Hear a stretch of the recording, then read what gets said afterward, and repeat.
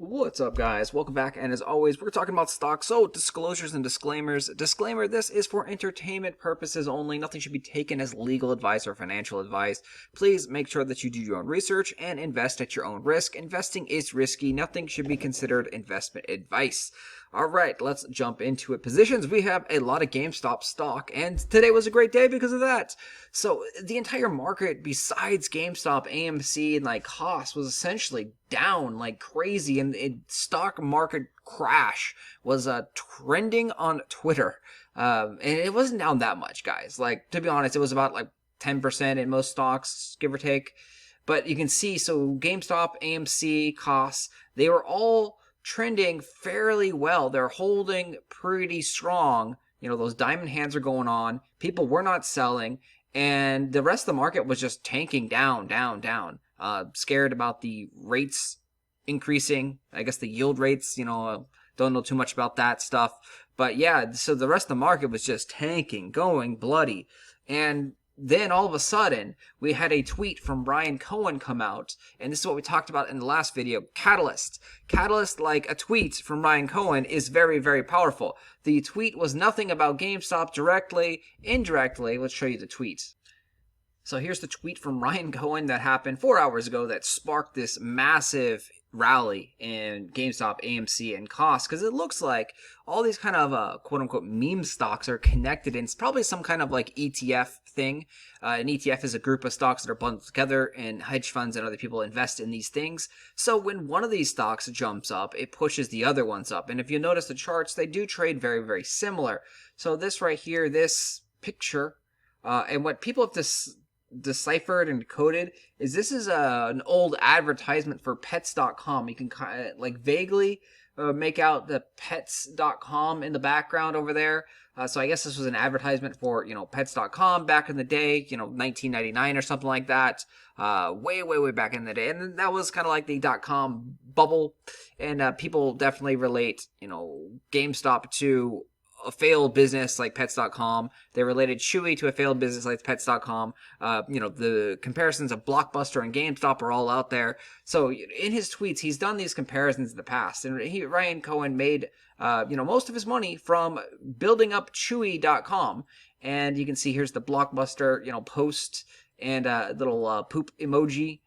So these things have very cryptic meaning, especially to the followers of GameStop and the followers of Ryan Cohen.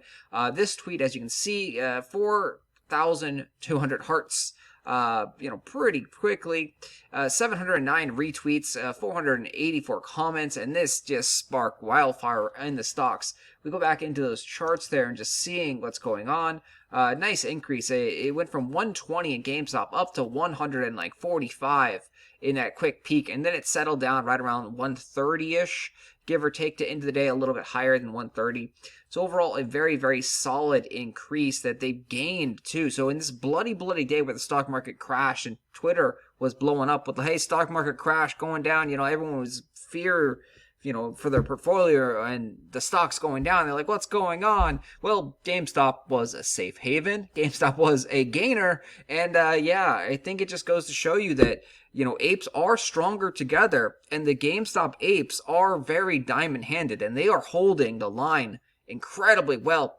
And that even in this day where people are just selling off like crazy, you probably don't want to, mess with the GameStop crew.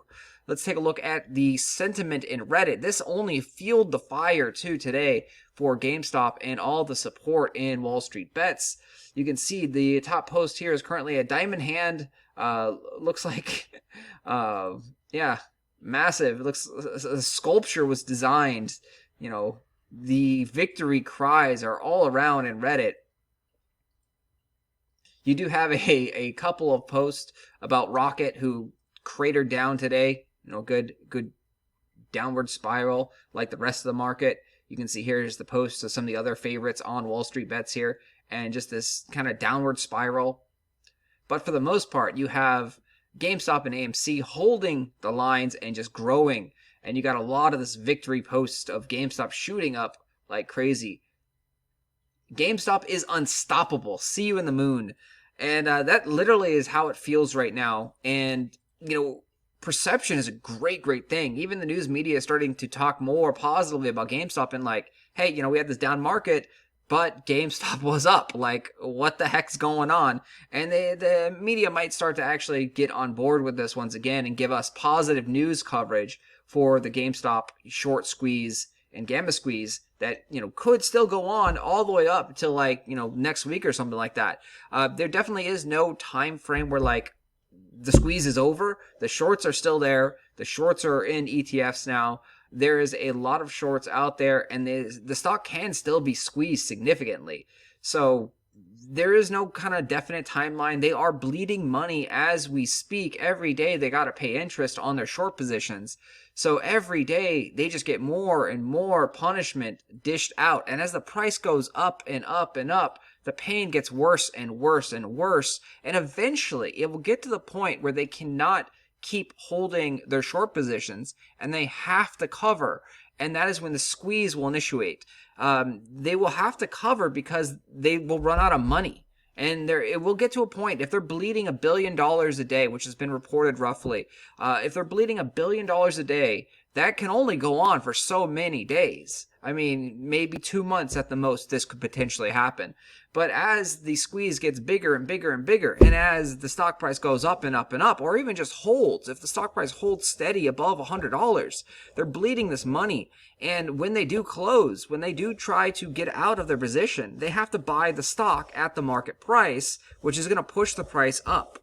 So they're in a very, very bad situation right now. And holding the line is very, very powerful. Buying is definitely better.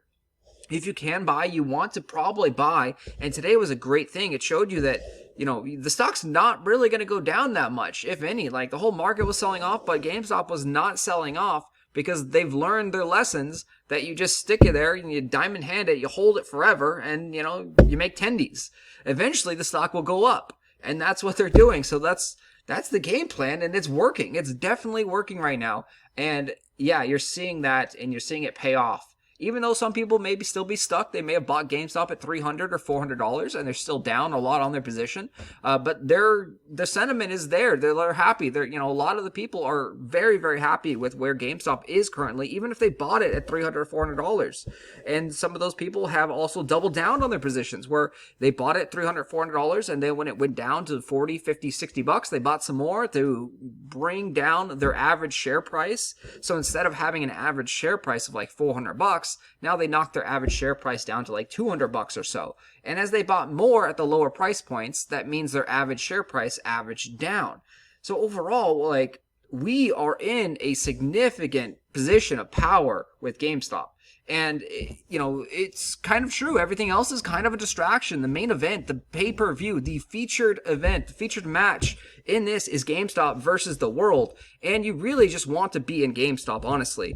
The other things will make you some money here and there. They are risky, but it seems like GameStop has lost a lot of that risk factor, and it looks like it is a solid buy, even at this 130, 140 price point. Like I talked the other day, that it's probably got a barrier at like 100, a very big resistance there. We've seen some great pressure at that 100 price point, and it's held steady there. And then if it does break that $100 barrier, it could go down as low as to $45. So you have to be aware of these price points where you have support.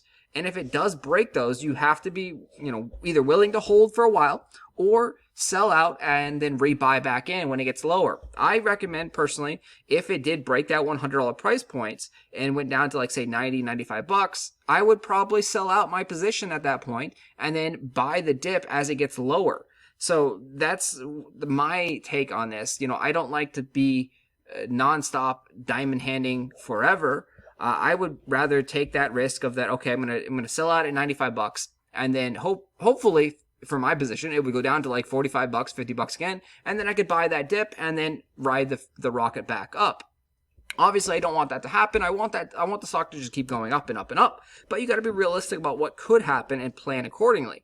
So that's the strategy that we have. We're obviously hoping it goes to the moon. We did actually buy a few couple call options today. They're incredibly expensive. But yeah, so we bought like a 1 month call option for the $105 strike point for about $35, like a crazy amount. So we need the stock to get to at least like 140, and it pretty much did today. So like, the call option is already in the money by a small amount, and we made a slight amount of money on it if we were to sell. But I always say that you should not think about it that way. You should only think about making money and making profit when you actually sell the stock. So try not to think and get invested into what your app says you have. If it says you have, $10,000 or $5,000 or $20,000, don't think about that. Only think about that money when you've actually sold the stock and cashed it out. Anyway, guys, I will talk to you guys later. Thanks for watching. Can we get another catalyst tomorrow? Very well, possibly we could. This could be a cool day tomorrow. We could see a big rocket ship up.